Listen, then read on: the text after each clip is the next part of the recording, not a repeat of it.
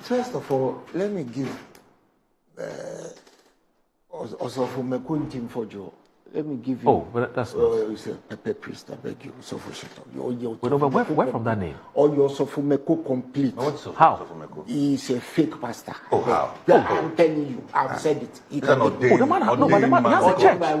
Oh, please. He has a church. Anybody can be ordained. And his members take him seriously. Were you not in this country when we had naked I come, naked I go church? When the pastors ordained? No, but I mean, as for Reverend Ntim Fordjour, I mean, if you come to the parliamentary setting, this is the guy who is in charge Bible of... say no beer or say ready, no better heaven. I know it's not up to you to I mean, no, I'm telling you. You see, if Reverend Ntim Fordjour was actually doing his pastoral duty, that information he got would have gone straight to the BNI. Or the NIB as they call it these days. It would have gone to the police. Could have gone to national security. Oyoko. That is what he would have done. But Reverend Osafushito Ntim Fordjour wanted to replicate Samuel Kudeto Ablakwa. So I have advice for him. The fact that you show up on Friday, these days, every day, does not make you Samuel Kudeto Ablakwa of today. First of all, you are bushy hair. So you need a barber. Cut your hair, right? And have sakura like Samuel Kudeto. Now what you top sing, Kakano Koko. Let's stop singing. Venus de Milo. No, I Koko. Oh, now but Nancy. I feel when Samuel Kudeto comes, he comes with documents, facts. He sits on the left side, and his victim, Nana Pumia, sits on the right side. First of all, you came, you sat on the right side, and you are not left-handed, so you can't point to your victim. Sammy comes with documents. He shows paper. Now I come with him. Only paper. Now I come with him. Afenyo-Markin didn't come with even a lotto receipt. What he came to sit here to do was to spread scandal. No, he's not Afenyo-Markin. He's John Ntim Fordjour. Afenyo-Markin. You see, everybody has seen through him. In fact, a few weeks ago on your show, he called for me. And yes, I sent him a message that the genie will appear. It's unfortunate that he hasn't appeared. Because as we speak now, he's hiding under the armpit of Afenyo-Markin. How so? When Afenyo-Markin raises his hand, you see his bushy hair there. Because he's afraid of being arrested. If you are in band with your sword, when you are called by the law enforcement agencies, go! He's a member of parliament. So what? There's a procedure. Hold on. What procedure was used to arrest John Jinapo and Dominic Ayeni? No, OPK. You see, let me come to that topic briefly. Okay, equalization topic. Within 3 months of NDC coming to power, we couldn't have made new law enforcement officers. It's not possible, is it, to make new law enforcement officers within 3 months? So the same people that your people were sending to brutalize NDC people, they are the same people who have been sent out to do the work that is being done. So maybe next time around, you should ensure, maybe next time, God willing, you'll be the Minister of Interior. You're a pretty responsible person.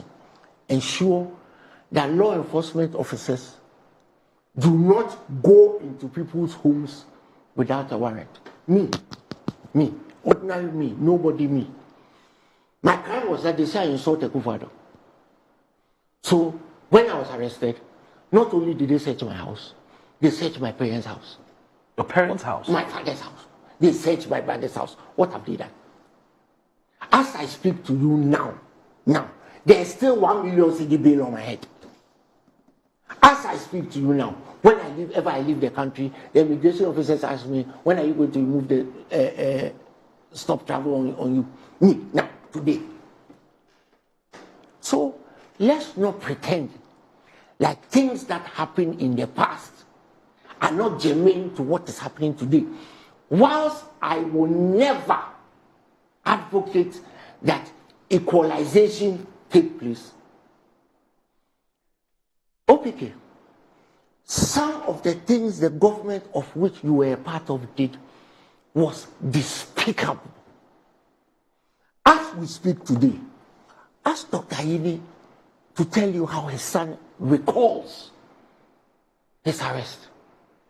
But those are unfortunate. John Tinapo was in the bathroom. He had a towel around his waist when his house was invaded. The people climbed over his wall.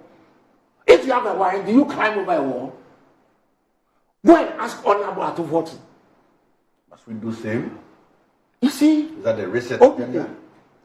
When Jesus said that when somebody slaps you, turn the other cheek, he assumed that people have shame. You people, when you slap somebody, the person tells the other cheek, you slap it again. Because you people have absolutely no shame. Today, you people go and congregate Nanado's birthday and you take pictures. And you know what it reminds me of? The Nazis gathering in South America after the Second World War. The only difference is that Hitler is still alive. What you people did to people in this country? OPK, please don't pretend like you know. You may have been disagreeing with it, and from your countenance, I fully can tell that you disagreed with what went on. But it went on. I said the NDC has not manufactured new cyborgs. The cyborgs are still there. They're only taking differences of instruction. But Reverend Ntim Fordjour has been acting irresponsibly and using the cloak of parliament to cover. You cannot shout fire in a crowded theater, whether you're a parliamentarian or not. That air-med flight, that gospel that came for parts or whatever it is, if you have information that it came with cocaine and currency, you submit that information to the PNI. You on the Defense and Interior Committee. You submit it to the Interior Minister. There are several people you could have submitted it to, but no. He wanted to turn himself into an Okudeto. First of all, you don't look like Okudeto. You don't act like Okudeto. You don't have the information Okudeto has, but you just sit here and you just prattle on. Right? This is Boji. When you are sitting with Reverend Ntim Fordjour and you are having a conversation with him, he doesn't want you to talk. Last Saturday, he walked off the set of Newsfire. The other day, he walked off he doesn't want you to talk. He doesn't like correction. He spews facts that have no basis in truth. He doesn't like intimidation. His own set of intimidation. You are a part of a Boafo's government and you don't like intimidation. When you people wanted Kenufriata out, what happened to you people? Tell me, what happened? You are smiling. What's your catch? I'm continue. If you answer, I'm continue. 88 members of parliament asked for a finance minister to be removed. What happened? Some of them were poisoned. Tell me I'm lying, and I'll mention his name. Some of them were poisoned. I've not heard that. I wouldn't see it. You are lucky you didn't speak. You would also have been given something to eat. I was one of the spokesperson. No, I know. What I'm saying is that you, as a member of the Boafo's party, should not tell me you don't like intimidation. You see, Moro, there's a principle in psychology called the hen battery syndrome. I'm sure you know about it. When the hens finish pecking the corn, they start pecking each other. That's what you people did. That is why you had 38% in the last election. I'm sure you're going to correct me that it's 41. No, I won't. Because you know it's 41. So I'm not going to correct you. It's 41. Let's set the record straight. It's 41. You know what the real figures are. We had 41. Okay, that makes it better. You lost the election. That's 41. You see, because it's 41. The intimidation that went on in this country at the Boafo, whether it was through the courts, whether it was... Afenyo-Markin could run to the court in 5 minutes. And in 15 minutes, there will be a verdict. 7-0 was the order of the day. Our minority leader, then minority leader, was taken to court over flimsy charges. If a tape had not emerged, I'm very sure they would have put the Honorable Minister for Finance in jail, simply to ruin his career. So let's not begin. It is not about equalization. If we want to have a conversation about doing germane things that have the rule of law behind it, but then let's also understand that the rule of law extends to everybody. You can't talk loosely, cause commotion in this country simply to create scandal. This government is a scandal-free government. Moro, are you not happy that the government is in place, that in 3 months you haven't had any scandal? And Ghanaians happy?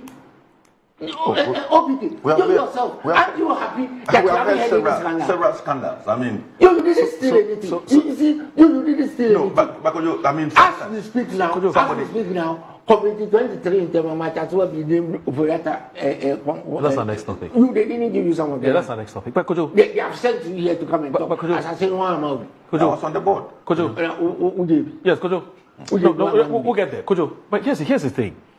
You had OPK talk about previous incidents in the past.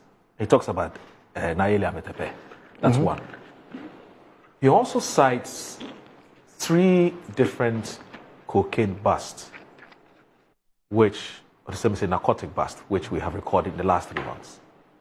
And then proceeds from there to say that when you connect the dots, so based on the cocaine bust that we have recorded in the last 3 months, of course, it was done by the national security, they invited media, blah, blah, blah. And he says when you connect the dots, they believe that something fishy is happening with this movement of aircraft. So they're trying to connect something. It's no news. If cocaine lands in this country, something fishy is going on. Yeah. Right? But the thing is, the minorities, micro minority, if I might add, attempt to link, they are trying so hard to link it with the government. You see, this is a government whose MP, I'm watching, was arrested with cocaine. He went to Afghanistan to carry cocaine. He took it to New Jersey. He was busted. He spent 10 years in jail. The former president, and I take a breath of fresh air when I call him former president, because Ghana is very peaceful since he left. His brother-in-law, how many times was he arrested? The last time he was arrested was in Brazil, shipping cocaine. Arrested in Mozambique, shipping cocaine. South Africa, shipping cocaine. Everywhere, Raymond Amankwa was selling cocaine. And that's the ex-president's brother-in-law. When he was Attorney General, even an ice cream factory that had been seized by the SY government, he gave it back to him. Didn't contest the appeal. We were in this country when cocaine came here, a KLM flight. Cocaine came here in Ghana during President Kufuor's era, right? And the people who were on the NACOP committee said that the dogs who were smelling the cocaine, the dogs eat too much, so they sold the dogs. Could you have a fan? When we were children and kids in Kanishi Polytechnic, there was malaria, no Oteje, Awake, Boti, Nine, Chuebina Bubo. The nurse was called Antiesta. Very scary woman. She had butterfly glasses like that. Say, Boti Chuemi about Bubu, cocaine penicillin. It was boy, man. You remember that time they put they were using disposables. They put the injection in some pot. They boil it, and then when the thing comes out, and then they do something small, you see something come out. They were boy, what did you mean? Cocaine penicillin. When the KLM flight landed, somebody whose name I will not mention, because OPK will not allow me to mention, but a person was part of a Kufuor's government for 8 years, said the dogs eat too much. So they sold the dogs to themselves. You see, many things have gone on in this country. But the attempt to want to create scandal and attach to the venerable President Mahama is not going to happen. What you people should do with your micro minority is that join hands with the super majority of the NDC and let's build Ghana. There's a lot of things that we need to do in Ghana, a lot of things that you people destroyed. At least have some shame and let us build Ghana together. We are working hard to make sure that as we speak now, we are still suffering the vagrancies of what Penoforiata did. Because the government is struggling to pay the bills that he left behind. Meanwhile, he has run away. He's sitting somewhere, enjoying his life elsewhere.